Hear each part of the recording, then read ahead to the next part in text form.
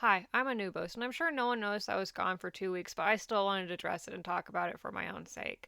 I just finished working on at least the first draft of my first ever paid for edit job, and I decided, whether that's very rashly or not, that I need to jump on this shit and I need to, like, put all my effort and all my energy into doing that and getting more jobs like that instead of doing what I'm doing right now, which is working for the man, which really isn't like the man, but like I'm working for someone other than myself right now. And I decided, okay, I need to cut back and go to doing part-time work instead, that's so I can pursue this other thing. And honestly, it's fucking terrifying. I'm kind of honestly scared because it is massive to go from working a job that you can comfortably live on, you have, comfortable wage for your own personal needs. Because, like, obviously, like, I don't think that people other than me can reasonably survive off like 20 bucks an hour full time. But I'm lucky enough to be in a position where I can live off that. And I'm kind of worried about moving down to part time because, like, as much as I can live comfortably, I'm still obviously like in some debt, but not like not enough debt for it to be like super worrying. Like, I'm in a really good spot, and I'm still scared about taking this leap to go from full time to part time and like basically make like 75, like basically half to 75% of half of what I make normally. But again, I just got this paid editing job for the very first time, and I honestly I had the best time ever editing it. I mean, there were times where I was just like, fuck, I hate this, but that was near like the end after spending, I want to say, like, God, I have no idea. At least I spent at least 35 to 40 hours on this piece, and like I I didn't realize that the way that, so basically I'm doing it through a LLC, and I didn't realize that the LLC had only charged for 25 hours to be put into this project, and I wasn't told that before I started the project. Um, and I just wasn't thinking about it because I was like, you know what? I need to put my best foot forward. I need this to be as good as possible, regardless of how much we're being paid for it. Um, but like I wasn't thinking about that until I found that out. But by the time I found that out, I was already, I want to say, like 75% the way through. I'm like, well, the way that I've edited the first 75%, there's no fucking way I can't put in the same amount of effort in the other bits because then it just doesn't, it kind of falls apart, you know? But I'm really happy with how it turned out, and I'm still waiting on a response back off the first draft. They're gonna go over it this week, and it's just like I'm super excited. And like I want to chase this career. I want to learn a lot more tools and a lot more, just in general. I want to learn a lot more about editing so I can make this a full time thing that I do, like, for however long I want to do it for. Because right now, all I'm doing is like making gaming videos and editing those. But I want to do stuff like, again, what I've been doing. We'll talk about it. What I did was I took 10 hours of a Zoom call. I took 10 hours of a Zoom call and cut it up to where it is has more of like a documentary style to it. It's a bit, I cut out all of like the unimportant fluff, all the technical difficulties, obviously, but like I cleaned up all of that footage and then shoved it all into 1 hour, and it's fucking difficult. It's honestly, it's really difficult to take 10 hours of footage and pick out only the important parts and shove it into an hour. I really felt honestly like it could have been longer, but with the final product, like, or the final, because it's still on draft and I'm still waiting for like a response on like what needs to be changed, but they only really, they get like, I think, two changes with what they paid for, and then if they want another change they have to pay for it. But I'm pretty confident, unfortunately, like this is like not like, I don't think that I'm giving them what they're expecting thinking about it now, but like I don't think that I just basically, like, they were charged $2,000 for this edit, and I was just like, I don't feel like just going chronological order, and because like basically all they had asked for was a highlight reel, an hour long highlight reel of 10 hours of footage put into one.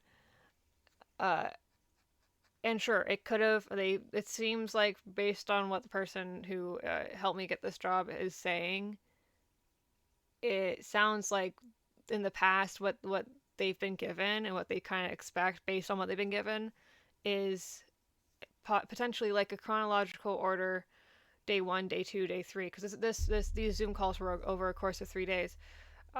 It may just they may just be expecting day one, like literally black screen fucking text day one, and then all the chronological clips without the like ums and cuts and all that weird, all the audio cleaning. Because I did a lot of audio cleaning on this because I was like, if the visual looks terrible, the visual doesn't really matter. I feel like a lot of people, if this gets posted on YouTube, because I don't know if this is going to be used internally or externally. Hopefully externally, because I wanted to put it on my portfolio, and it's much easier to put something on my portfolio, my editing portfolio, because I am trying my best to turn this into a job that I can do, and not have to work for someone other than myself, technically speaking, because like, I pick the jobs, I do what I want, I do edits that make me happy, I do edits that I feel represent uh, the kind of person that I am and that I want to strive to be. I think is what I want to do with it, and I like that freedom and I like that control.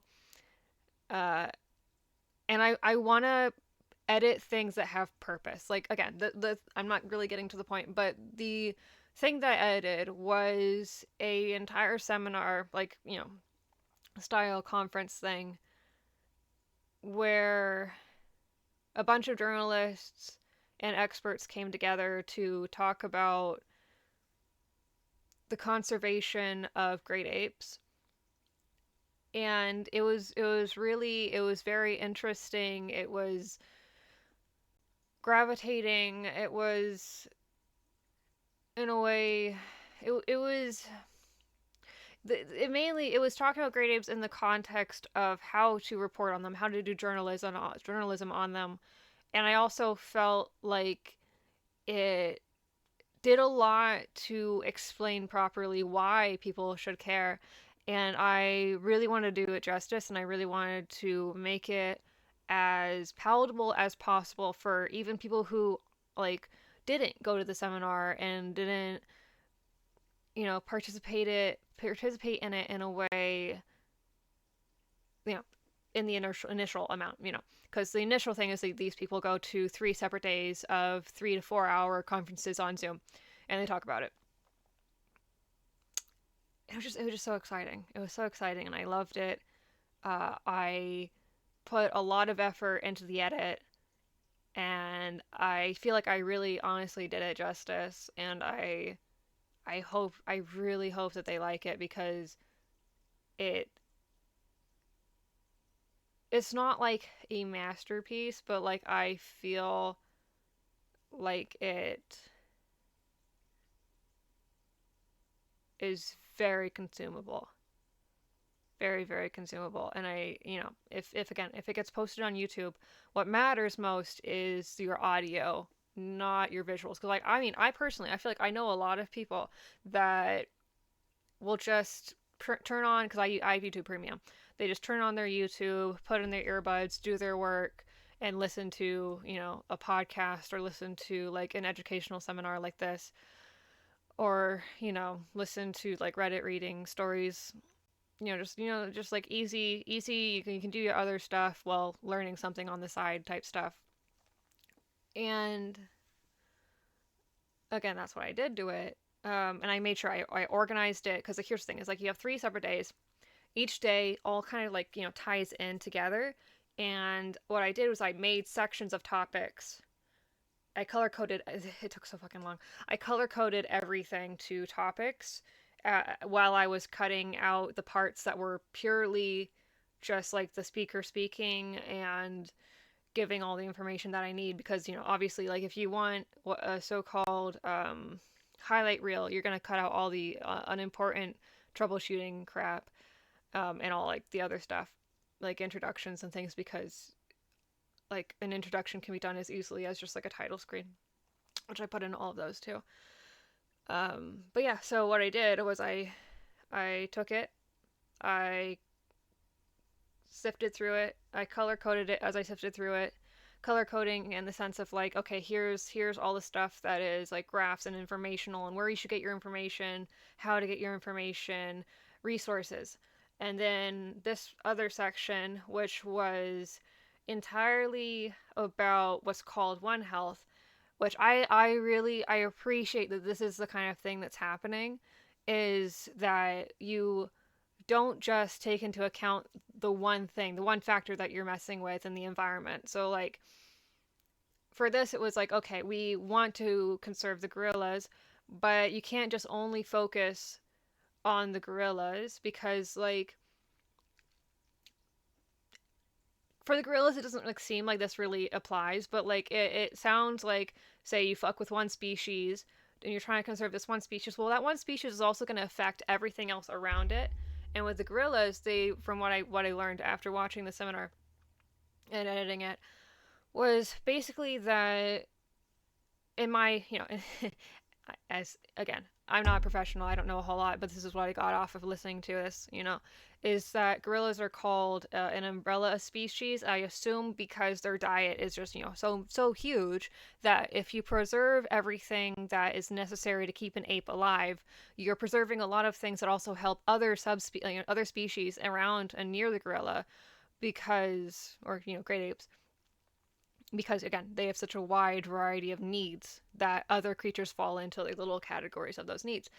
And on top of that, you need to keep the people in the communities, because this is the other thing, which is, I think this is very, very, very, very interesting. It puts it's in One Health, um, with the concept of One Health, you also have to look at the people around, like in senses of like, what I'm getting from this is that in Africa, there's this thing basically called bushmeat, where people, they have no other fucking resources, and they have to go into the forest and kill in order to, survive and eat and provide for their families, whether it be like snatching and selling, or, murdering, but killing and eating, and not selling.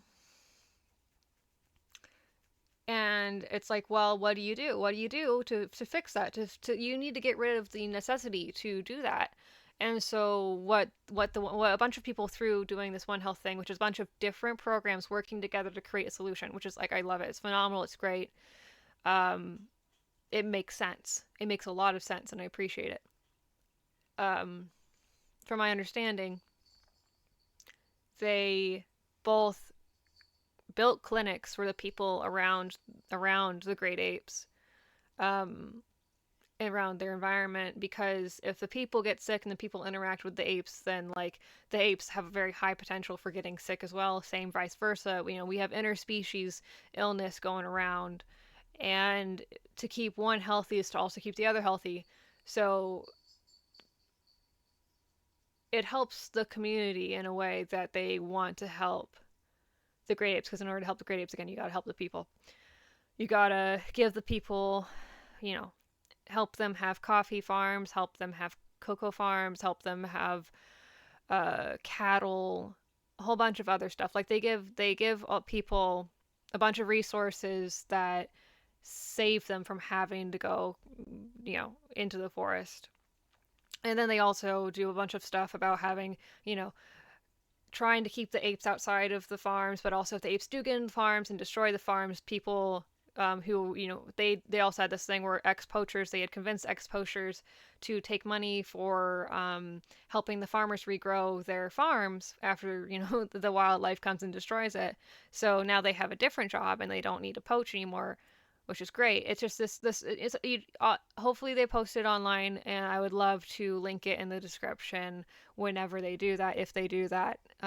Because again, this video is gonna be a part of my portfolio, and I really, really, really hope they do post it publicly, and I would love to shout it out if I could. Yeah, so all of that information was also a whole other section. And then there was a section after that, um, because the whole One Health thing also includes like sanctuaries, zoos, conservation, reforestation, community work. A lot goes into it. And after that, then I had a whole section about apes in media and social media and the way that people post pictures online with just wild animals in general, that people should not be posting pictures online where they're too close to the wild animal, that they're interacting with the wild animal in what's considered an inappropriate way because they're either one desensitizing the animal to being around a person, or they're too close to the animal in the sense that like there's disease spread again if you're too close to species that have high risk of that. But also, like, if you're gonna post pictures online of you too close to an animal, people are gonna think that that animal's safe to be around. Like, oh, like why are seals so cute if they're dangerous?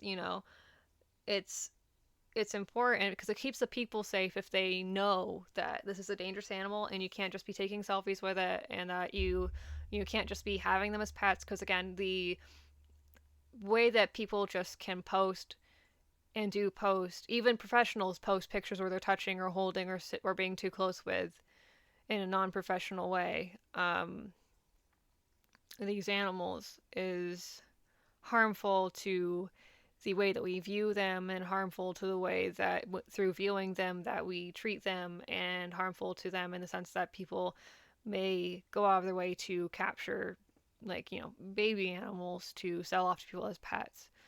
And then again, then those pets end up in a sanctuary because they have no animal instincts whatsoever, and they were too big eventually too big to keep as a house pet anymore, and people get rid of them because they can't do it because it's dangerous and they don't have like the facilities for it. So those animals end up in sanctuaries for the rest of their lives, and they don't breed. I didn't know this. They don't breed animals in sanctuaries like they do in zoos because there's no hope for them to go out into the wild, and if there's no hope for them to go out into the wild, then it's just like, then what the fuck are you doing? So they don't do that. But this, yeah, so yeah. And then after that, it was like all about like the legalities around, like literally like country by country, like what are countries doing to stop the illegal trade of wild animals, specifically great apes. And that was also interesting. And then it ends with an entire section about, which is the whole point of this seminar, which is the journalism aspect of it. Like, how do you help spread a narrative that is both helpful and informational, and doesn't create, doesn't does more good than harm, and doesn't do harm. And there is a grant attached to this, but I wasn't given any of the grant information, and I really want to put it at the end because it's important information to have attached to the seminar if it's still active, you know, when the video goes up.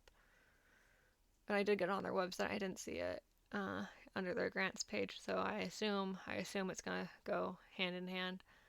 But I don't know. Uh, but I'm excited. I'm excited to hear back. I'm excited. Uh, and it entirely prompted me to half quit my job, because if I find this so interesting and I find it so engaging, and I really, really, if I really want to do this, I need to put more effort. I need more time. I just need more time to make time to do this all the time. And you can't really do editing like that to that level in a timely manner and have a full-time job on top of it, because you will hit burnout. Um, you absolutely would, and you just wouldn't have good turnaround. That video, I spent like in total at least 5 or 6 days actually working on it. Um, and that's like, sitting down for fuck if I know how long, you know? And I want to do that. I want to do it way more you again, you know?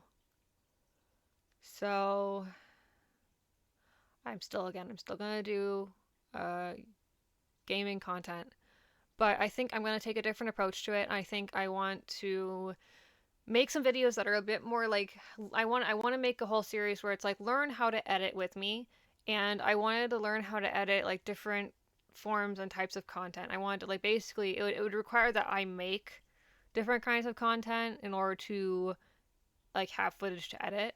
And if I'm not being paid for X, Y, or Z, but of course, I'm still going to be trying to get other editing jobs within the niche of what I just did because that's really what I want to do.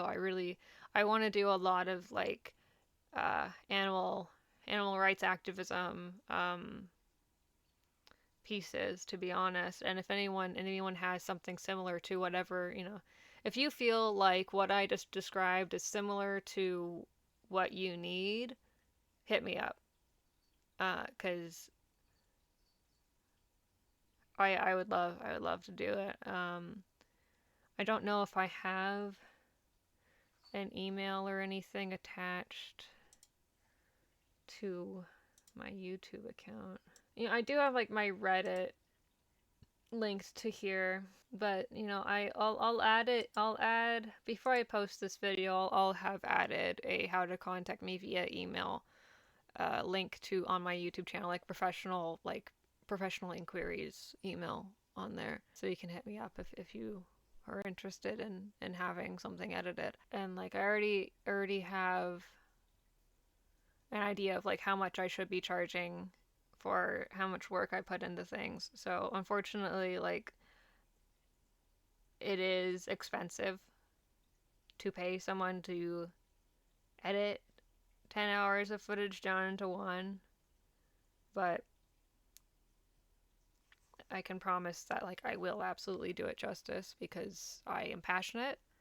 Um, and it's really I am a little bit sad that that's like all I can really say. But I'm at the very beginning of my journey and I gotta be okay with the fact that like the only thing I really have to show for it right now, because the video isn't public, is that I'm deeply passionate and I want to do this really badly because it makes me happy and I think it makes a difference. I think that it has the potential to at least make some difference somewhere. And I'm kind of tired of living a life where I'm kind of just like doing whatever for money and I'm not doing something that actively helps. So again, I just want to do things that make a difference in a way that doesn't make me go insane. And this is it. This is it. So I'm gonna try. I'm gonna try to do a series on here where it's like learn how to edit with Anuvos.